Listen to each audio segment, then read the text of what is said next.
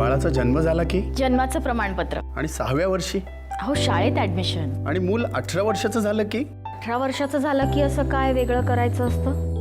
हे पहा, आधी त्याला हेपॅटायटिस बीचं इंजेक्शन द्यायचं. बाळ 2 महिन्याचं होईल तेव्हा त्याला पोलिओचा डोस द्यायचा. 1.5 वर्षाचं झालं की MMRचं. पण एक लक्षात ठेवा, मूल 18 वर्षाचं होईल तेव्हा 18व्या वर्षी काय? तुमचं मूल 18 वर्षाचं झालं की त्याचं निवडणूक ओळखपत्र काढायला विसरू नका.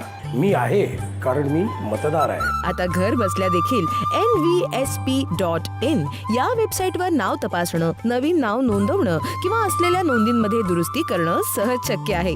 याशिवाय आपली हीच सगळी कामं संबंधित मतदार नोंदणी अधिकारी कार्यालयामध्ये जाऊन देखील आपण करू शकता. आपली लोकशाही अधिक बळकट करण्यासाठी तुम्ही सुद्धा पुढाकार घ्या. मुख्य निवडणूक अधिकारी महाराष्ट्र राज्य यांच्यातर्फे जनहितार्थ प्रसारित.